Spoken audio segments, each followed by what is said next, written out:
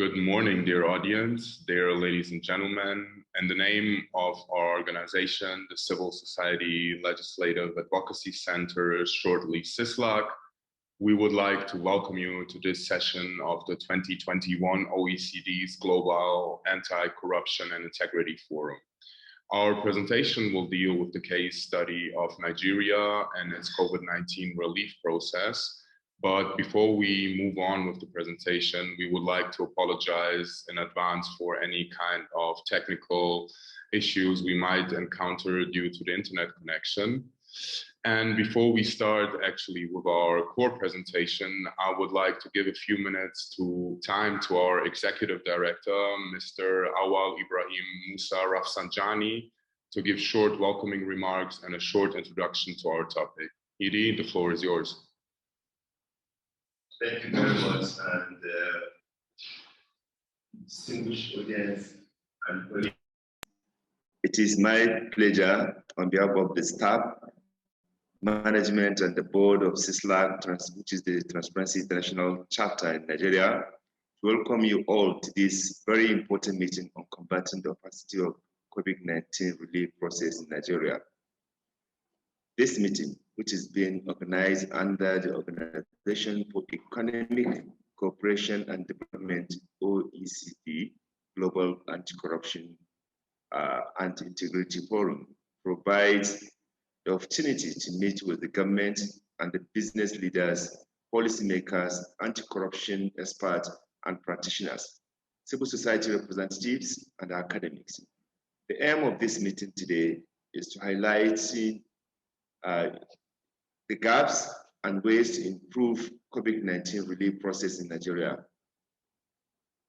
The public health and economic emergency caused by the COVID-19 pandemic confronts Nigeria and the world with a challenge unparalleled to any other in the living memory of most. While Nigeria has been fortunately spared so far with the infection rates that are relatively low compared to other countries, it is evident that Nigeria and Africa is poorly equipped to fight health and economic crises resulting from the pandemic. It is estimated that additional 20 million Nigerians will slip into poverty as consequences of the pandemic. Nigeria's misery as poverty capital of the world is likely to worsen. Statistics so far have shown that Nigeria is ranking, or is the most ranking country that poverty has, eaten. And this is, of course, associated with corruption. The scale, speed, and flexibility of the international organization like International Monetary Fund, IMF, the World Bank, foreign government, domestic philanthropists, and other stakeholders responded to this crisis in form of financial and in-kind as well as technical assistance, which is commendable. However, as seen around the globe, with the influx of excessive funds or some of the activation of the emergency procurement procedures or measures, there is a higher risk of these funds being mismanaged or diverted for personal gains. Developing countries, and Nigeria in particular, face the risks of capital outflow abroad. Many of these assets are illicit and stem from illegal activities such as corruption of the COVID-19 relief funds. In Nigeria, we have seen how, as a result of the pandemic, a lot of government agencies have actually, siphoned and diverted the relief material, including cash, that is meant to support those disadvantaged Nigerians. But unfortunately, because of corruption, this money and relief materials have not been accounted for. Let me be clear, Nigeria cannot afford massive failure and mismanagement due to fraud and corruption. Specifically, resources that have been embezzled and sent out of the country through various means are indirectly depriving citizens of much needed relief. The illicit financial flow from Nigeria has been estimated at 18 billion annually. There are real human consequences for this behavior, partly as a result of the economic disaster faced by Nigeria. The insecurity manifested in commercial kidnapping, robbery, murders, and other violent crimes that has exponentially increased compared to the pre-pandemic level or period. The theme of this meeting reflects the importance and the need for Nigeria to commit to full transparency in the emergency expenditure and assistance by publishing all information regarding financing the pandemic relief programs. Nigeria needs to scale up integrity in emergency public procurement to mitigate risks such as hidden contract, overpricing, collusion, and bribery in the COVID-19 response. The subsequent presentation will show how that Nigeria needs to ensure transparent audit by the Office of Auditor General and the third parties with competent anti-corruption and audit institution given unreserved access to monitor all emergency funding. Ladies and gentlemen, competent and objective third parties such as media and civil society must also be provided with opportunity to verify and evaluate the impact of disposed funds. Finally, it is important to set up self-reporting channels for whistleblowers. All partners must proactively engage whistleblowing where there is suspicion of crime, misuse of the emergency funds, or incompetency in the management. And this is why we are calling on the National Assembly and the Executive to show more commitment in the fight against corruption by legislating whistleblowing regime that will provide mechanism for self-reporting and also protect the whistleblowers against intimidation, harassment, and sack by powerful people and also government officials. This being said, I will be handing you over to my colleagues, Emir and Samuel, to continue with this meeting. I want to once again thank OECD for giving us this opportunity to present this crucial topic. Once again, I would like to welcome you all to this very important meeting and all the best. Thank you. Thank you very much, sir, for your welcoming remarks and your input. Following this, I would like to introduce myself. My name is Emir Suljovic. I will be moderating this presentation as a first speaker. I am a development advisor, seconded by GIZ, but fully integrated into CISLAC as an anti-corruption researcher and the head of communication and organizational strengthening department.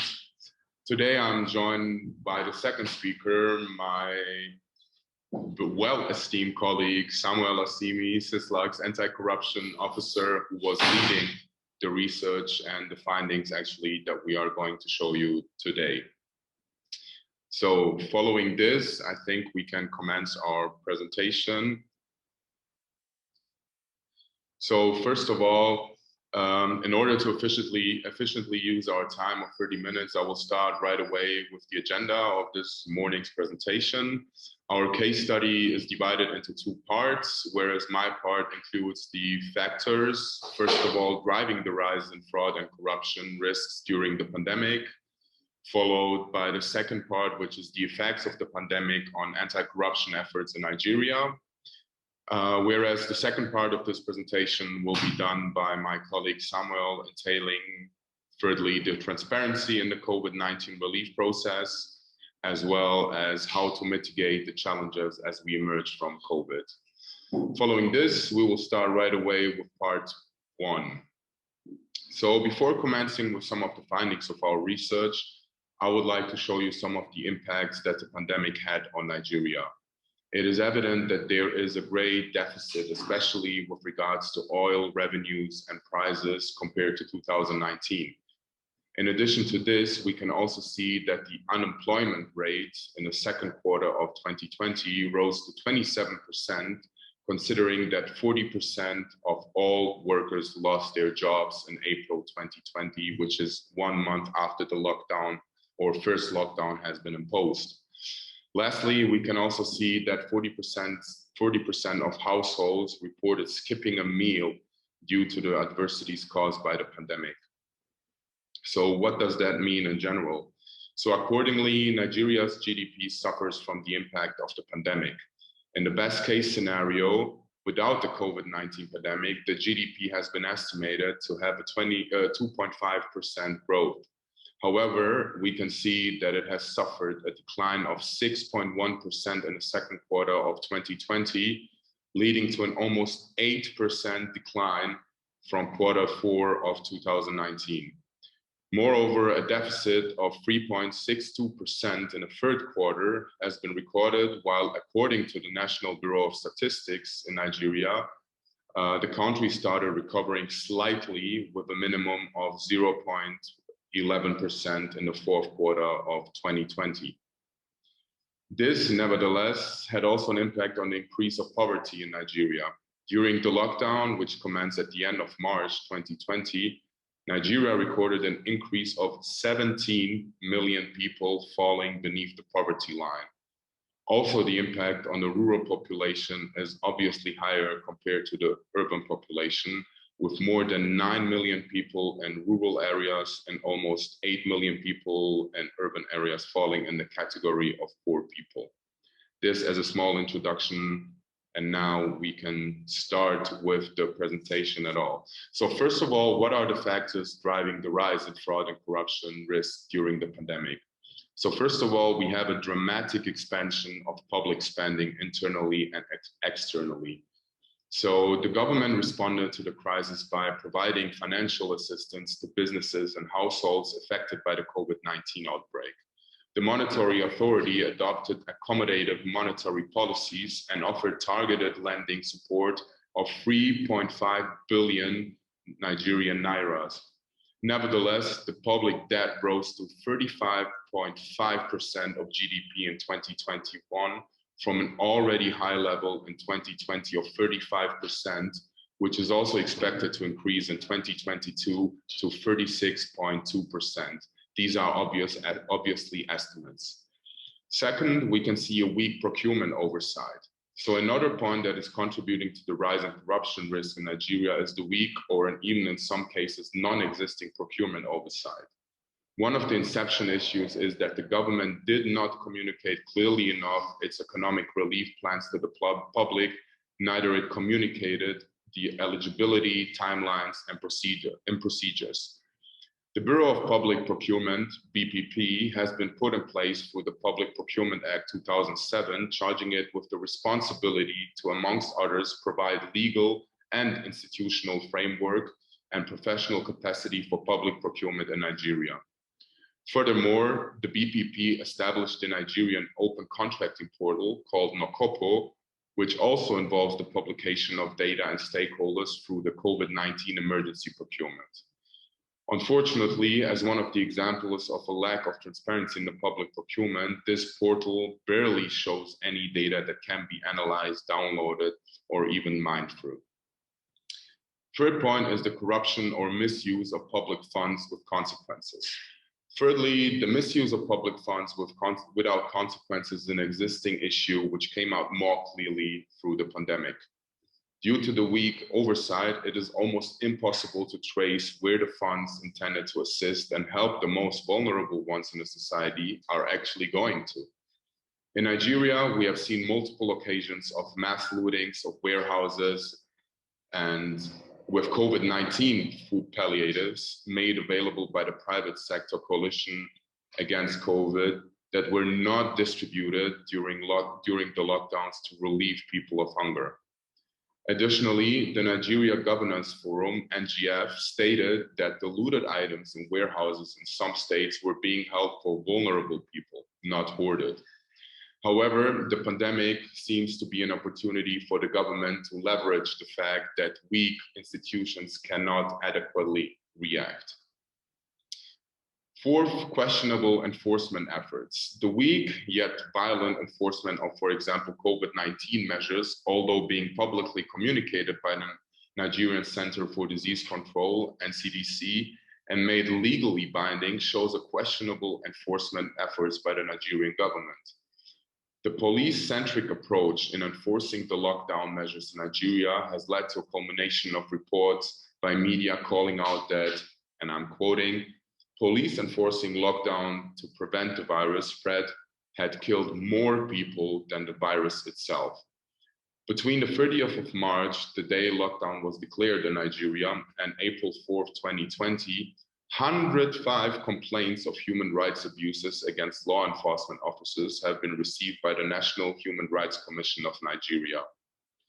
Additionally, reports from women being sexually harassed have been multiplying in the beginning of the lockdown, where women not wearing masks were forcefully taken by the police and sexually assaulted.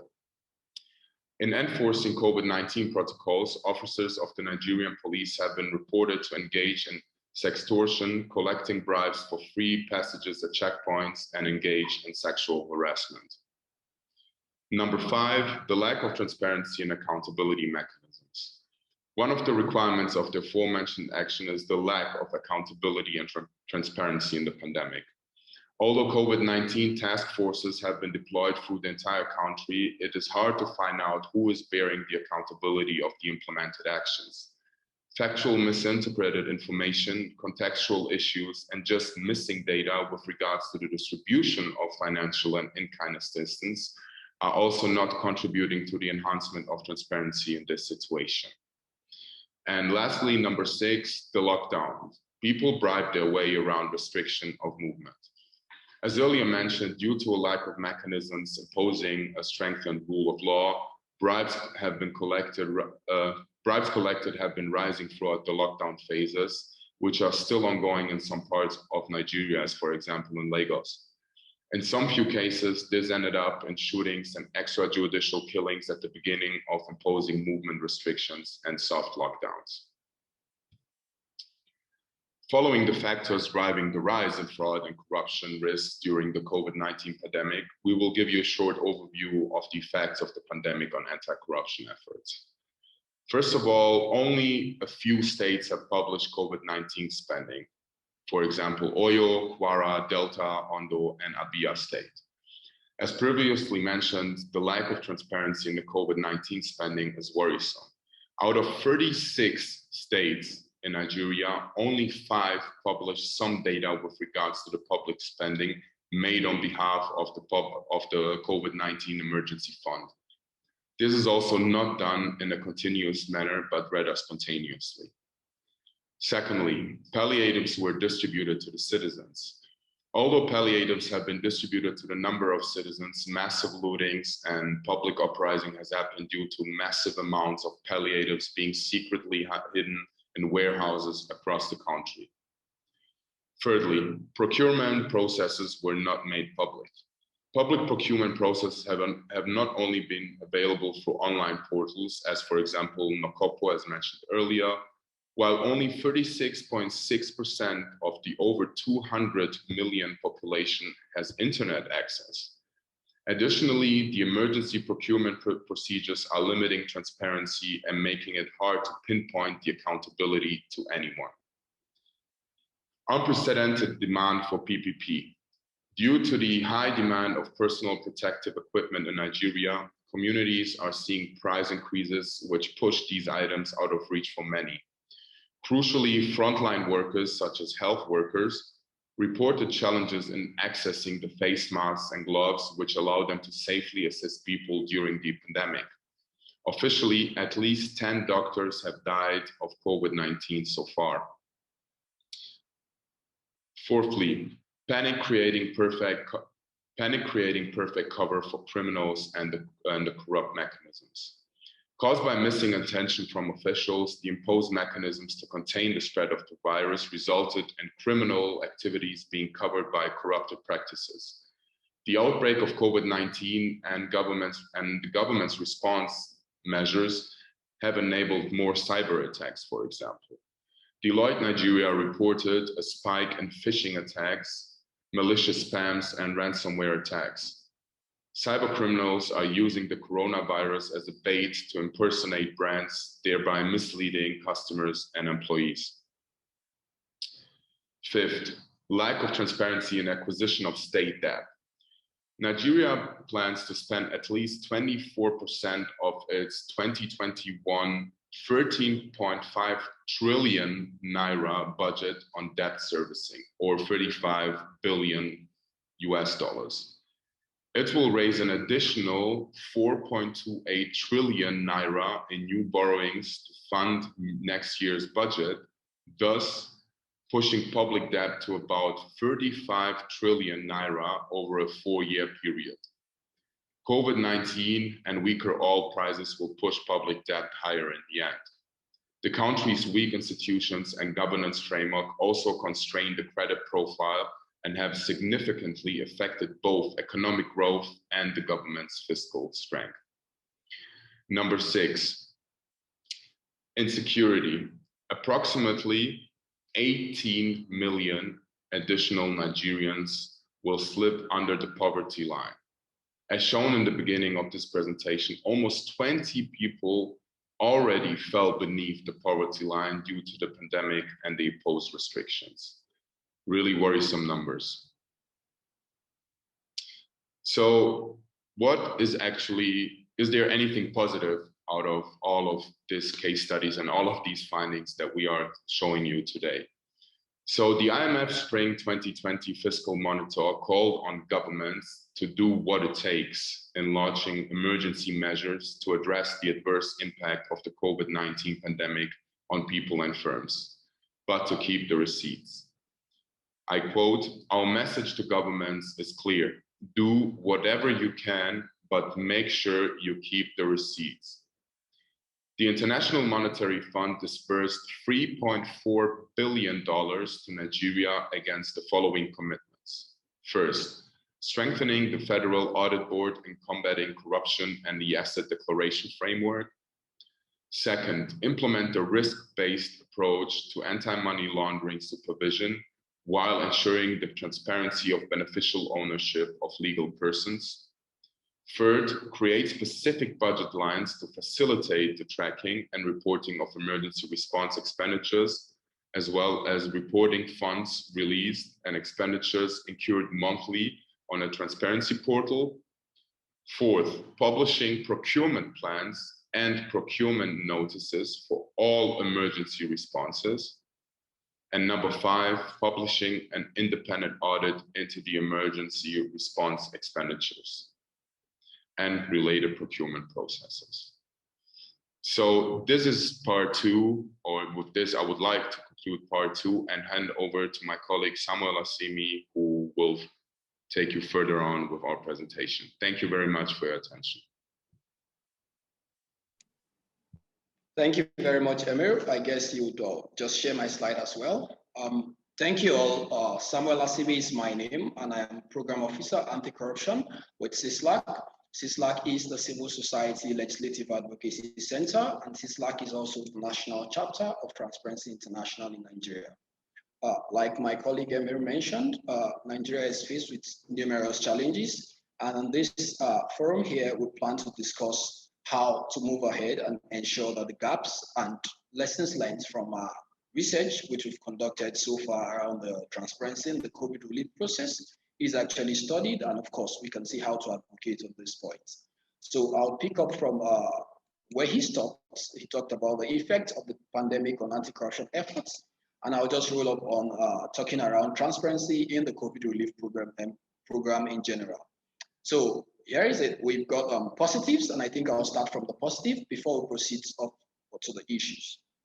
So first, Nigeria had a relief package, economic stimulus, which came relatively early. It was signed by the Federal Executive Council, and it was approved quite early enough. And I think this, to some extent, showed some level of response, and it was signed sometime in June, chaired by the Vice President of Nigeria. This high panel saw the approval of funds that should also be distributed to households living below the poverty level. The second point, which is a positive that we can pick from here, is there was a partial implementation around disclosure of COVID-19 relief. So we saw the Ministry of Finance make some attempts. We saw the Bureau of Public Procurement. The BPP actually initiated a guideline, an emergency guideline for COVID-19 issues.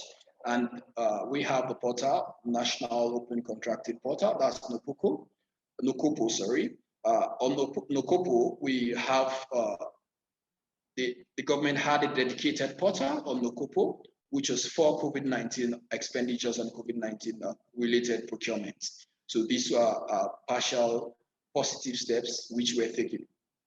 Then, of course, towards the end of last year, we had some important legal frameworks.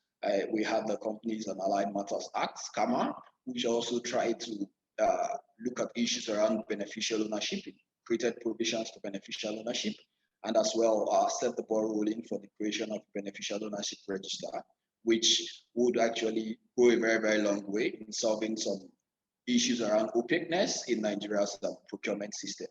And then again, we saw active CSO and media involvement in advocating for transparency in the disbursement of the funds. I think this was a very, very important step for us to take, for members of the civil society like CISLAC and other members to take, because at some point last year, we saw CSOs actually using the Freedom of Information Act 2011 to request information from the government.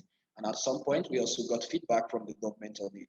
Within 4 months of this, around April to July, the government says it spent about $100 million for the COVID relief. So this was a good step in the sense that the government was able to give response to civil society requests for information around these issues, and it is. And next, I'll move on to the next slide, which still talks around transparency in the COVID relief program. And here we look at the negative news and the negative issues that happened during Nigeria's COVID relief. So first of all, it was unclear how many households profited from the government's reliefs. In some cases, we had double counting. An example of this is where existing social protection programs, which are already running, are disguised as COVID relief programs. Now, from previous interventions, one of which is the National Social Investment Program, which Nigeria runs. Nigeria had some recoveries from Abacha loot. I think Abacha loot is, these are repatriations and assets that were sent back to the country from Switzerland, which were recovered from the previous military ruler, General Sani Abacha. He was a former military president, and these funds were brought back and were used into conditional cash transfer for the poorest of the poor. Now, what we realized during our research is funds meant for Abacha loot, which were aside from the COVID relief programs and relief interventions, were actually given as also with disguised as COVID relief programs. So this was an issue. Then also we saw hoarding, like my colleague Emia mentioned, hoarding of food, supplies and relief material. In some cases, these were used as souvenirs for party loyalists. And in some cases, we had them being used as birthday presents for some politicians who actually kept them and said they would use them as birthday presents. And this is actually coming, it came at a very, very bad point economically, because the burden was much on the citizens at the grassroots, that's subnational and local levels. Because we also had reforms around the oil sector, energy subsidies were actually removed at some point. Some percentage of them were taken off, and electricity prices also went high, and these materials were not available. Another issue which was actually disturbing was mismanagement and diversion of funds. This was really, really at the front burner. And there's this famous NCDC scandal, which we had in Nigeria, where the NDDC is the Niger Delta Development Commission. So this is a commission set up to develop the oil producing region of the Niger Delta in Nigeria. So the commission spent, within the pandemic, a very short period, we're talking about a few months, the commission spent about $4 million on its staff alone. And this was really, really a big issue, and the president even had to order an audit and an investigation into the matter. We are still expecting feedback. So this is a clear example of how mismanagement of these funds really, really affected transparency in the COVID relief program. Also, we saw lots of practices of over-invoicing. Got different reports and different investigations by different media houses. At some point, we had temperature guns selling for over $300, which was way times 2 the market price you could find anywhere in the world. So we had lots of over-invoicing being practiced with the emergency procurement in place. Then also, we had issues of incomplete data. Earlier on, I noted some of the positive steps where that we had, of course, partial implementation of open measures by state actors, but then some of these data were actually incomplete. So you find the case where you go to the NOCOPO website and you see data of procurement, not really something one can actually work with. So this was also a challenge, and it's still a challenge we're facing in the transparency of the COVID relief program. Then another point is slow investigation by the anti-corruption agencies. So we have anti-graft agencies, law enforcement agencies being slow to react to some of these issues. Some agencies set up like the Independent Court Practices and other related offenses commission, ICPC, which is one of the anti-graft agencies in Nigeria, set up a COVID task force to see how to respond to issues around COVID. But what we've seen is we are seeing a level of slow response in all this. Then moving on to the next point, the fourth point, which is how to mitigate challenges as we emerge, of course, from COVID-19. Where are the opportunities? Now, moving on to the opportunities, remember these points. This will be 2 key external points. Then I'll come back to the internal points. On the external points, we have new legal frameworks on the international arena and the EU and, of course, in the US. In the US existing, we have the Global Magnitsky Human Rights and Accountability Act, which gives, of course, the US power to sanction individuals around the world and foreign officials. We also have the recently passed AMLA, that's the Anti-Money Laundering Act of 2020, which was part of the US National Defense Authorization Act. And I think this actually looked at ending the practice of anonymous shell companies. These companies across the US. And I think this is a big win for Nigeria because one of the havens where funds Nigerian illicit financial flows are actually taken to is also the US. And last year we got a recovery from the US and, of course, the state of Jersey. So I think this is a good step that would also help to actually mitigate issues around corruption. And of course, it is an opportunity for Nigerians because it limits opportunities for individuals to take looted and stolen assets for. And once these funds are diverted, like the chairman of the ICPC used to quote, if you don't have where to keep the stolen funds, if you don't have a pocket, then definitely you will steal the funds in the first place because there'll be nowhere to put it. So if foreign havens have these acts like this, I think it's going to reduce this, and these are opportunities we could work on. Then secondly, we could also focus more on money laundering, illicit financial flow and asset recovery globally. That's at the UNGAS, so the upcoming United Nations Convention against, of course, special session against corruption. So this is where we could focus more on and see how to ensure that issues around IFF are being brought to the front burner. Now, internally, if we're focusing on internal issues in Nigeria, we'll see here that we have a new legal framework. Like I mentioned before, we have the CAMA, which provides opportunities for beneficial ownership. I think this is good. We also need pressure. I mean, we've seen it lately. Citizens have decided, started rising and demanding for good governance and accountability. I'm sure many of our attendees, we all saw what happened late last year during the NSAS protest, which is a protest against police brutality, and also a protest demanding accountability from duty bearers. So this is a step, and this is where we can have an opportunity as well. Then we'd also look around on transparency in assistance. And I think this, when we talk about transparency in assistance as an opportunity, the IMF is a good example because we could see in the rapid financial instruments Nigeria received from the IMF, we saw that there were clear guidelines stated for Nigeria to actually achieve this and do this. Nigeria signed up to these guidelines, and these were actually transparency initiatives, as mentioned by my colleague Waslav Emir. And I think this is a good point. We could move on. So next, we'll look at pressure from the bottom. I've mentioned that. Transparency in provided assistance. I've mentioned that. Then we also have opportunities around state-led anti-corruption initiatives at the subnational level. So here we have committees in Kaduna. We have, that's one of the states in Nigeria. We have Kano states as well. So they've got anti-corruption entities that work at the state level. Given the context of how the fight against corruption in Nigeria is, it's usually at the national level and at the federal level. So what happens is we have noise, we have, of course, media reports. We also have engagement and some convictions at the federal level. But once you go down to the subnational level, talking of the states, then maybe the local municipalities, then we see absence of issues around transparency. But recently we've seen some gains in some few states, and I think this is actually very fine because it helps to cascade the anti-corruption strategy of the government down to this level. On the next slide, I'll look around where are the risks. Now, looking at the risk here, we'd see the pandemic, and we know what happens once we have a pandemic. We have emergency procurement measures being activated, and this is also a risk, and this should also be worked around.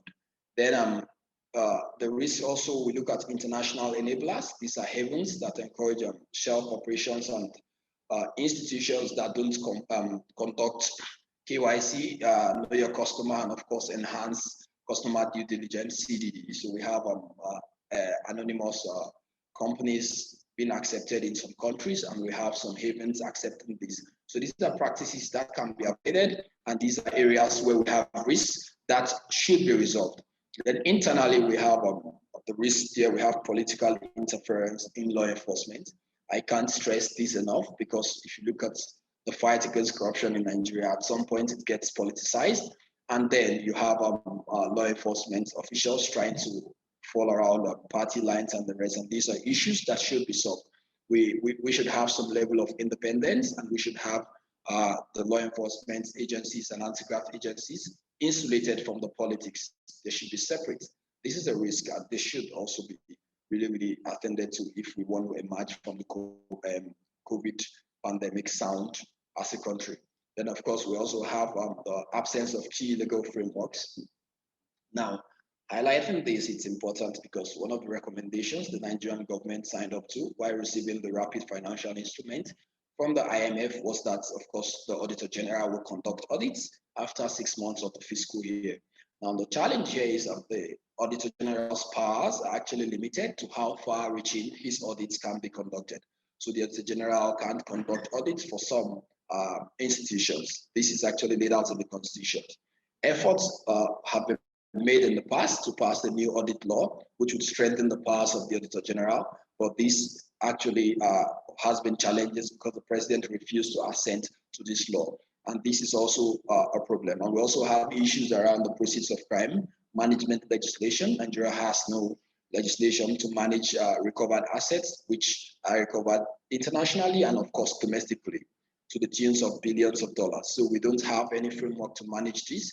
So the challenges that emerge from this is once these assets are recovered, then there's a risk of them being diluted again. And this is also a challenge, that this is a risk that should be mitigated. Then we could see lack of proper coordination. This is also very key. Nigeria has lots of anti-graft agencies. We have the EFCC, the Economics and Financial Commission. We have the ICPC, Independent Corrupt Practices and Other Related Offences Commission. We have the CCB, which is the Code of Conduct Bureau, and a whole lot of others. Now, these entities and these agencies, some of them are statutory, while others are by acts of parliament. These entities have different mandates, overlapping at times around anti-corruption, and we don't see much coordination. And this is a risk. Once these entities can coordinate properly, then of course, the COVID-19 relief process and of course the corruption risks as well would be taken off. So this is a challenge. Then lastly, we'll just look at the issue around the political will. I think the political will is very, very key. And once we have political will, then we'll move forward. Then here are the key points that we could do. We could move on to. Here's what we can do next as a nation. First of all, first on the recommendation, increased oversight and investigatory rules by CSOs and the media. This is an area CISLAC has been working on very well. Yesterday, we wrapped up a meeting with investigative journalists on asset recovery. We also have CSO strength to do this. There needs to be an increase in investigatory role by CSOs and the media to actually expose these corrupt practices. We also need to support whistleblowers. This is on the government side. Currently, Nigeria doesn't have a whistleblower legislation that supports whistleblower and of course victim protections after they've blown the whistle. What we have in the past and still existing is a policy by the Ministry of Finance which just supports the recovery of mismanaged assets in the sense that individuals could just blow whistle and get a financial reward, but it just stops there. So this is just a policy by the Ministry of Finance, but it's not a law by Parliament, and it doesn't apply to other agencies. It's just strictly to the Ministry of Finance. And we've had cases where individuals actually have blown the whistle in the past, and there are difficulties with them actually getting their financial reward, in quotes, which was promised to them. And this has been challenging and led to lots of back and forth between whistleblowers and these entities. But once we have a whistleblower framework which is backed and supported by law, then this would actually go a long way in ensuring transparency in the COVID relief process. Then we need to advocate and promote promoting public and fair procurement processes. This can't be overstretched. This can't be overstated because procurement corruption in Nigeria is actually one of the big issues we face, and this should be resolved moving forward. Then another recommendation is exposing anonymous ownership of companies. Nigeria has a law which also sees the creation of a beneficial ownership register. Now we're calling on the government, we're calling on state actors and duty bearers to ensure that this register is created speedily. And of course, the next point we look around and encouraging external audits of government spending. This is also key. The Office of the Auditor General needs to also be strengthened, and this should be done to ensure transparency. Then lastly, we look around keeping the politics out of law enforcement. This is key, this is fundamental, and this is important. And once we have this, we're going to have, of course, a transparent COVID relief process. And once this is done, if we can actually fight this and if we can combat corruption, then it will go a long way. I'd end with a favorite quote from the president of Nigeria where he says, if we don't kill corruption, of course, corruption would kill us. So I think as Nigerians, we need to actually fight corruption collectively, not just at the federal level, not just the executive arm, but the legislature, that's parliament, and of course the judiciary, and as well as citizens, because once we do this, then this will be done well and there will be transparency in this process. Thank you very much. Thank you very much, Samuel. I'm really surprised like how many abbreviations you can keep in your mind. That's really impressive. Thank you very much also for being part of our presentation. I saw that we have 7 questions by now. So if that is fine for everyone, I would just go question by question and raise them. So the first question that we have is, which are the most common situations organizations face concerning corruption? So maybe my perspective, I'm with CISLAC for less than a year now, and I think the most common situation is that we just don't have data to work with.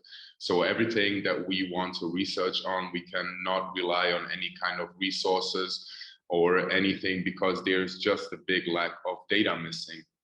So I can only say, and I can only stress to work together with media houses, to work together with other CSOs, NGOs, and try to gather that data and advocate actually for a better, more transparent oversight of enabling information. But maybe Samuel can chip in for another one for that.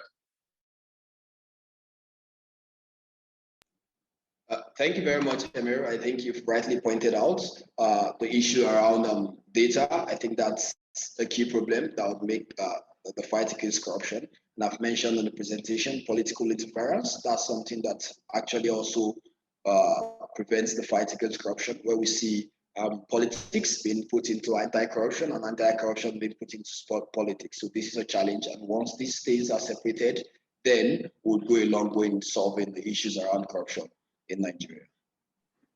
Great, thank you so much. I hope this question is answered. Otherwise, I will also post our email addresses if there are any questions open, so you can contact us at any time. The second question is, how are women participating in the process of fighting against corruption? Which is their role in the government or in the society? So unfortunately, we have a big imbalance of gender representation in Nigeria, especially when thinking that we only have 3 women in ministerial positions in Nigeria out of 29. And we only have 8 women out of 109 seats in the upper house or Senate in Nigeria. So it's a really worrisome statistic, which also resembles the situation within the society. I'm not saying that there are not women that are working on front lines, as well as investigative journalists, as well as health workers, and as well as members of CSOs and even leaders of CSOs in Nigeria. But it needs to be stressed that there needs to be a way more balanced gender representation and advocating more, not even for gender equality, but more for gender equity. And yeah, I think this is one of the reasons why there has been no big efforts made by the Nigerian government actually to represent women as one of the key factors in whether in fighting corruption, but also in the rule of law and governance. Thank you very much, Emir. I see the third question, which talks around why would you define corruption as a cultural issue in Nigeria? If so, how do you tackle it? I think the answer to this, yes, it is a cultural issue in Nigeria. I'll give you an example, and I'll take this around the issue of lifestyle audits, which is a key problem. So in Nigeria, we have individuals, public servants who are actually living way beyond their means, in the sense of there's this opulence, there's this lifestyle of individuals having lots of luxurious lifestyle that are not commensurate to the salaries and the income they earn. And the challenge here, where it comes to a cultural issue, is that people don't question these things down at the community levels and at the local levels. So they don't question these issues. They don't ask why, how is this individual making this money and the rest, but then you see them being given traditional titles, being given roles to take and roles to play, and they're actually celebrated. And where you have honest individuals and maybe honest representatives and public servants, they are not really celebrated. And also it also adds pressure to politicians, because once a politician say is going back to his constituency, the constituency is actually expecting him to bring lots of peace, if I can use that word. They're expecting him to bring relief materials. We can link this to the standard of living, and of course to the growing lack of resources in the land, but it's also a cultural issue that should be addressed. So scenarios where politicians get into office and try their best to actually make lots of money, so when they go back to their constituencies, they'll be able to see how these constituents also get some of these dividends of democracy, in quotes. So these are challenges and these are cultural issues that should be addressed. So we could start with saying, okay, we should have lifestyle audits and have legislation similar to the unexplained wealth order of the UK. So I hope that answers the question. Otherwise, we could still get back to that. Then the fourth question, how can organizations, example of non-profits, distinguish health to be body and accountable? This is a very important question for us and for participants in Nigeria and listeners everywhere, because there is a thin line between you being close to the government and then you being with the people. And there's also this backlash you have between the government and the people. So at some point you are alone because you try to balance things up, but In all you do, just try to be factual. Don't be too close to the politicians where you'd have conflict of interest. Stay in transparent and be very, very open. Engage with the media in every activity you do, anything you do, just be open, speak with citizens and the rest. If otherwise, once you get too close to the government, then it becomes an issue. Of course, we need to engage with the state actors. We need to meet them. We need to discuss with them. We need to share their challenges and see how the problems they face. But at CISLAC, we try our best to ensure that we are not seen to be too close, and by our actions and by our deeds, we are distinct and separated. So we say the truth as it is. A few months ago, just about January, we released the CPI, the Corruption Perception Index, as you know, which is the Transparency International flagship, of course, project where we talk around corruption in the country. And the corruption rating for Nigeria was really, really low. Nigeria became the second most corrupt country in West Africa, according to that index. And this was an issue, but we had to come out open and we had to say it as it is. There are challenges, there are backlashes. You get the government, state actors, and spokespersons saying you're the enemies of the country, but then you'd be distinguish yourself by actually maintaining the truth and speaking these things the way they are, irrespective of the backlash. Then the other question, so how best to mitigate this risk? What are the international enablers and how can OECD help? So I think just to touch on that, how do we mitigate this risk? As we've mentioned in the past, we have lots of these risks. We need the law enforcement agencies to be independent. There needs to be no interference. We need active CSO and media participation. This is key and this is very important.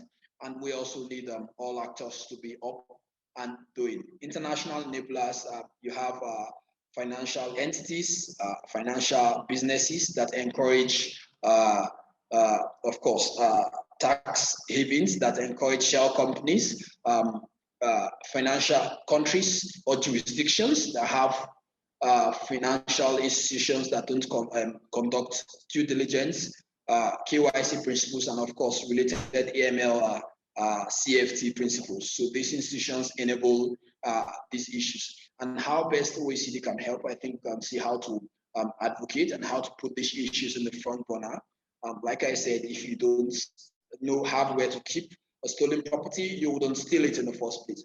So we see lots of funds being looted and taken to havens and the rest. Once these areas are transparent and don't accept these funds, then these funds will definitely have to remain and be used to develop the country. So these are ways OECD can help. Then the other question looks on the key focus on mitigation, corruption, and diversion of funds shouldn't be the enhancement of audits and investigation, but prevention and protection of COVID funds. Is there evidence of fund management and capabilities to manage these funds and an enhanced compliance capability to monitor spending? I agree with you that preventive measures should be in place before not us trying to solve the problem once it has occurred. In Nigeria, the civil society has engaged with the government on numerous occasions to see how this is actually strengthening, how we can monitor this fund. That's what's brought up to the National Open Contracting Portal that we have, where expenditures procurements are being published for civil society to follow. There's been an improvement, but then of course we need more information on this. Also, when you look around the National Open Treasury Portal, and of course the government enacting some policies where funds shouldn't be spent through private accounts, but it should be used through the Treasury single account, which is the TSA. These are measures to monitor this. We are just pushing for compliance and ensuring that these issues are being complied to by state actors across all levels. And once we have full compliance, I think this is a good step and we'll have it. But definitely, I agree, we don't have to be looking for solving those problems. We should be preventing them before they happen. And this has been the position of civil society at the open government OGP meetings and steering committee meetings and even normal meetings and engagements we've had with them. Then the question, what are the roles the CSOs, what are the CSOs doing to ensure implementation of the national anti-corruption strategy? This is very important. National anti-corruption strategy with its pillars has lots of issues around preventing corruption, sensitization, or recovery and repatriation of assets. The CSOs make lots of efforts. We try to help in sensitizing the citizens on this. Two, we try to provide technical support to the state actors, the government, the anti-graft agencies, to see how to ensure that the strategy is being implemented. We also try our best to cascade it down, like mentioned earlier in the presentations. Issues around corruption are actually just left at the national level. Down at the state levels, we have governors acting with little or no accountability. And this is an area that should be looked into. So as CSOs, we try to push this down and ensure that the anti-corruption strategy is effective at the national levels. Thank you very much, Samuel, for your, again, extensive answers and really insightful. I will continue then with the next one. Can you please explain the role of foreign aids in fighting corruption as well as the recovery from the pandemic? So I think, as earlier mentioned with the IMF, it is totally acceptable and totally fine to accept and disperse aid to countries that are fighting or facing issues and fighting the adversities of the pandemic. However, there needs to be something like a guideline or a framework to what the government has also dedicated to do. For example, to publishing the reports and knowing how the COVID funds or COVID palliatives have been distributed, to whom have they been distributed, to have clearly clear budget lines where the aid that came from abroad, how it has been actually utilized. And this is something that we encountered in our research is not well made so far in Nigeria. Like, we can barely see any official published data on this except for the NOCOPO portal or the Open Treasury portal. Nevertheless, we can see that the engagement of civil society actors, for example, besides CISLAC, we also have, for example, Budget, that is also really engaging in publishing and making data publicly available for everyone to actually see where the palliatives are going to, where the relief is going to. So we can really see that there has been some kind of an effort made from the CSOs. Nevertheless, we still are hoping for the Nigerian government to actually accept these or take them into account when making any following decisions based on that. But we can see that based on the fact that transparency and accountability is not that high right now in Nigeria, we can see that the effort, though, on the other side from CSO, NGOs, media as well, is relatively high to uncover those kind of challenges. So moving then to the great presentation, thank you very much. I'm interested in the panel's view as to the degree of optimism held over the outcomes of any permitted external forensic audits into expenditure, such as recoveries or holding those shown to have misused funds to account. I think there is always an issue when it comes to external forensic audits, especially if they are not, if they are especially independent and from any other entities. I think Samuel is giving me some signs that he might have a better answer than I do.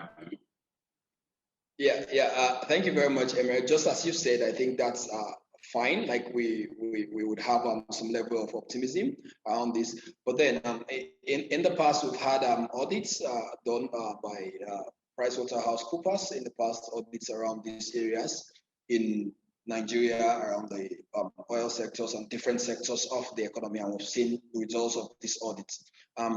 As we know, the Office of the Auditor General of the Federation, the powers vested upon him by the Constitution limits him to actually conduct far-reaching audits. So at some point, we have external forensic audits like PwC, which have actually conducted audits and shown misuse funds and the rest. Now, the challenge of audits in Nigeria is the implementation of the results of the audits. I give you an example. The Nigerian Extractive Industry Transparency Initiative, NATI, has conducted numerous audits around the oil sector and issues of remediation, how the oil company, National Oil Company, which is the NNPC, the Nigerian National Petroleum Corporation, has failed to actually remit funds back into the federal government account and coffers. But now, there is some issues around the government acting on these audits. So yes, external audits could be permitted at some point. I would have them, but acting on these audits and working on the reports is where the challenge is. So it comes up, we have these audits, then they end up in the files, and then we come back to square one again. So this is a challenge. We need entities and state actors to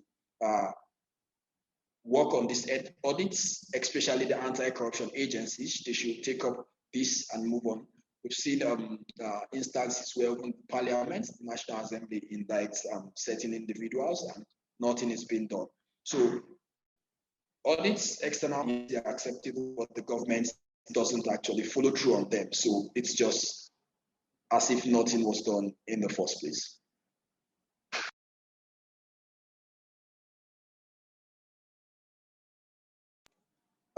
Okay, the question from Charlotte Duncan. You mentioned the recent beneficial ownership legislation and they need to follow up.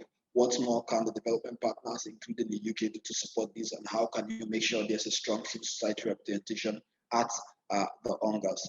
So yes, on the first one around issues around BO, I think the follow-up would just be putting some form of pressure around the government through diplomatic channels to ensure they do this. A good example of this is with the IMF. Once they come for credits, they could also be made to maybe sign one or two commitments so they live up to it. I think this also helped because if you look at the commitments Nigeria signed on to with the IMF, issues around issues around clear budget lines for these items, issues around open treasury portals and portals where spendings can actually be seen and followed up. We've made some progress. Of course, these are not fully implemented. There are challenges, but there are baby steps that show that we are actually working in the right direction. So once they come for credits, they come for grants, they come for other loans and the rest, they can actually be engaged at that level, and the UK can do make some effort within this area to support the government when granting assistance by ensuring that these are actually tied with some transparency initiatives and mechanisms that can go on. And with the BO legislation, we have it's fantastic. I mean, it was a long time coming, over 10 years. We've been advocating for it, and now we're actually getting somewhere. So it's really nice. We also need the political will for this register to actually be created and all. So these are some of the challenges, but tying it all or trying to summarize this, I think once they come for credit, we can actually have some commitments for them to sign up to. For the strong representation at the UNGAS, I think the registration for participation is on currently. I think it's actually to finish April 4th, thereabouts. And I think this would be sort of mixed. We'd have a virtual and of course physical because of the pandemic. How to get CSOs participation, I think we can leave more rooms for CSOs, forums for CSOs to actually engage. I understand registrations and some participation and side events have already closed and the submissions have been done. Or maybe allow CSO voices to contribute to these issues, because CSOs actually provide the other perspective, which state actors won't provide. Like we know, state actors will just tell you all is well, all is fine, but CSOs will actually flag these issues and where the problems are. So these are the areas that can be worked on.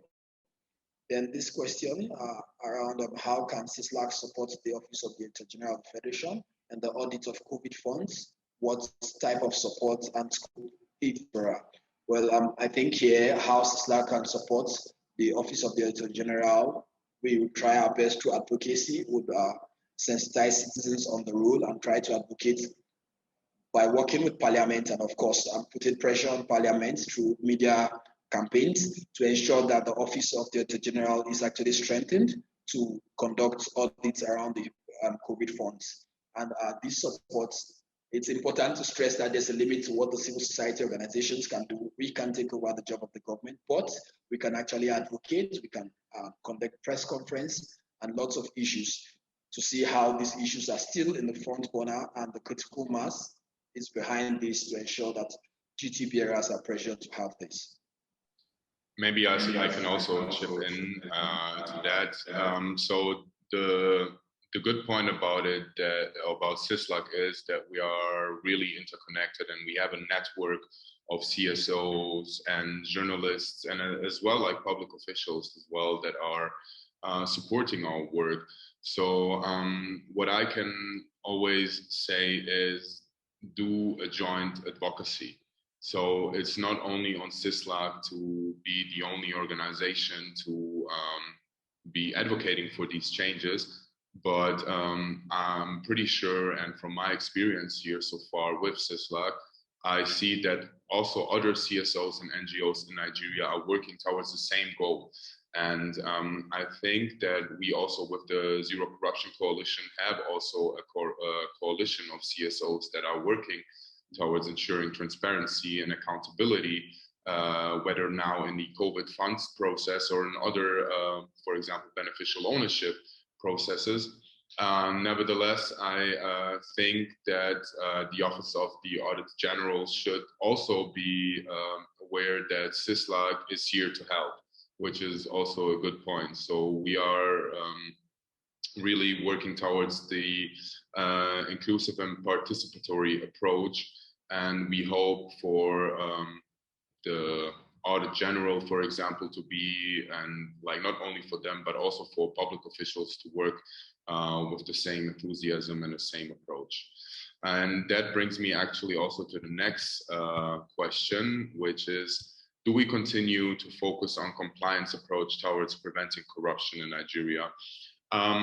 I dare to say that I might disagree with the compliance approach in general, because in order to have a compliance approach, there needs to be an inclusive and participatory approach before that. So not only that certain percentage of people have decision-making powers in a sense that they are deciding for many, but also to have an inclusive and participatory approach towards that. We can see that also what I mentioned earlier about the female representation in politics in Nigeria, for example. Like, yes, they are complying, but we don't have a proper number actually to talk about it. Like, we have a really low number of female representatives. We have a really low number of female participation in politics in Nigeria, which is not a sign for an inclusive and participatory approach. So first of all, from my opinion, I think it's rather important to have an inclusive approach than the compliance approach. The compliance approach is the second step when we included all parts of our society into decision making. Okay. Moving on to the next question, I think from February, for a business to thrive, you have to twist many palms, as this is a normal way of doing business in Nigeria. How do you think this is currently? Febo, I agree with you. For businesses to thrive, of course, you have to pay bribes. You have to pay at some point connections. Maybe you have to know someone or know somebody who's around and everything. So I think this is challenging, and it is still the case, sadly, currently. There have been some progress around the government's working around ease of doing business, with Nigeria climbing some points within that rating. But in the general sense, what we've seen is bribery is still relatively very high. We see entities business entities trying to work in Nigeria being requested to pay bribes at different points in time. I mean, as shown in the CPI, the Corruption Perception Index, which is actually an index where business executives are also being interviewed. It shows that, of course, the state of corruption is still very poor. So this is the case. We've made lots of, I would say, media. The government has made lots of media rounds and lots of media reports and lip service towards the fight against corruption, but then the results are not commensurate to the efforts and also to the commitments that have been signed and lots of things. So to some extent, the government needs to match this its results with its efforts so that these things are done. Then the question around from Alta Yakubu, which goes to say, are the CSOs aware of asset management and recovery agencies? What are the efforts of CSO basing towards ensuring that the agency is not compromised? Just to stress that, Mr. Alta, that the agency is not existing yet. What we had was the Federal Executive Council, that's the executive arm of the government, sending a bill to Parliament to create this. So it is not existing currently, so we don't have it yet. And this is a challenge, and this is an issue we've been trying to advocate for it to actually be enhanced. Once we have an agency, or once we have a legal framework that can monitor and guide the recovery, maybe creating clear guidelines how these assets are managed, then that would be fantastic. But as it stands now, we don't have any. But we just have appeals, proposals, and the rest. Nothing has been signed. Nothing has been passed by Parliament, and the President hasn't assented to any. So officially, we don't have any at this point. Thank you very much, Samuel. So going on to the question from Janina Mank. Do you have any insight into government's management of vaccine donations and distribution specifically? Could you please share the links to the data portals you mentioned? Yes, first of all, we can share the links immediately. I'm going to do that after I answered your question. So we are actually in the process of, during our research, as it's not concluded by now, to go also to advocate for the vaccine, transparency of the vaccine distribution. So so far, we cannot see any portal or any kind of information-based communication platform that is actually giving us the proper numbers of how many vaccines have been utilized, how many vaccines have been. We can only see news reports from media, where I'm coming back again to the point, like media is, besides the CSOs, also the most important stakeholder in all of this, because they are delivering us with most of the information that we are getting.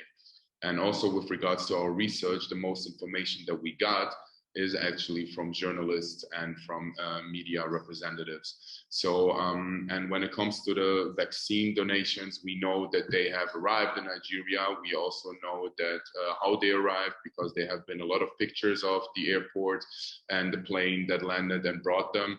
And we can see also the registration portal of the vaccine, or to be getting the vaccine, but we cannot see how many have been already been distributed, how many have been utilized, how many are left, are there any new coming in?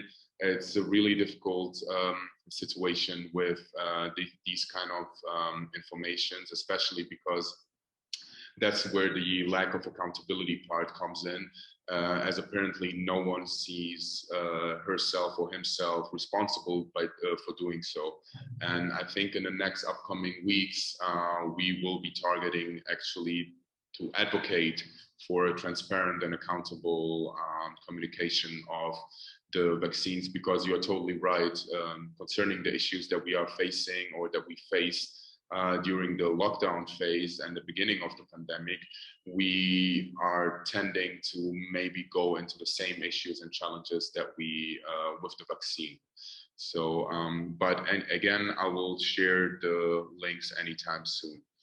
Next question is, how do we monitor the CSOs and how transparent is their activities during the pandemic in Nigeria? So I mean, again, from my own experience and from the place where I'm sitting now at CISLAC, I can only say that we do not have any issues with being monitored and being even evaluated by the public or by media, because we are closely working with both of these. And I think that most of the CSOs that I met so far, or even all of them in Nigeria, and work with them as well, they are very transparent in their way of communicating. They are very transparent in their demands, and as well very transparent in the supply of deliveries and goals that they actually achieving with this. And I think just by opening a website of the CSO, you can actually see a lot of information about them. You can see their strategic plan. You can see also the monitoring and evaluation part, how we are measuring our goals, how we are even being accountable to our donors or funders. So, which is very important, because in the end, if we are not sticking to those principles, how can we actually expect anyone else to be like that? So the only thing I can say about it is, again, that from my point of view, there has been more and more transparency done from the side of CSOs and media than from any other stakeholder, especially in the fight against the pandemic so far. Yeah, just to add to that, I think it's also important, if we look at the Afrobarometer, I think the 7th edition, which is being run by Afrobarometer, that's like a survey that's conducted across over 35,000 recipients. They also measure indices around NGO work in Nigeria and of course some selected countries in Africa. So you could actually check them out and check their site, and you see how to monitor and measure, and as well get the perception of citizens to the work NGOs actually do in this place. The last question, a lot of raised aspects by the presentation are common for the whole planet. Human nature is the same. During war or pandemic situations, people tend to think only how to survive and, if possible, to become wealthy. Is there a recent comparative study on the same topic? Maybe I can chip in for a second. I don't think, like, to be honest, like, I did not encounter any comparative study on the same topic. I have been, like, we've been also doing some desk research as well. And there have been some papers actually published from the Nigerian perspective, but it's also very hard, I think, to have a comparative study, especially during such a crisis as the COVID-19 pandemic right now. Nevertheless, I agree there is human nature. I mean, like, obviously corruption is one of the behavioral issues that we have. And I think it's not only applying to Nigeria, but it's applying to every country in the world. It is just that with the absence of legal mechanisms and absence of transparent communication and directed accountability from decision makers and framework makers, this tends to go to an overflow. And in the end, what we can see, and what I saw as well when I didn't live in Nigeria, was all the negative news about corruption in Nigeria and everything. But if you look more into detail, and also in other countries, like also in other countries in the sub-Saharan African area, but also in countries in Europe as well, we can see that corruption is existing. But we can also see that, for example, a comparative study, let's say, between a European country that is doing good when it comes to fighting corruption and Nigeria would not be adequate, because obviously there are more legal mechanisms imposed to uphold these principles. And I think this is the first step that we are trying to advocate for, and one of the first things that we are really trying to bring the decision makers to think about, at least. So everyone, thank you very much. Wow, we almost have 3 times the time that we intended to use, but I'm very happy that we had a chance to talk to you, and I hope that we could answer all the questions that have been raised so far. If not, I have pasted our email addresses into the chat, and also the official address of CISLAC.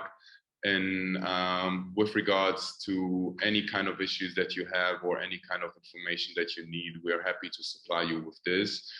Again, we are happy that you were part of our presentation today. I thank you so much for joining us, and thank you so much for bearing with us. And I hope there were not that big challenges when it comes to the internet connectivity and the audio quality.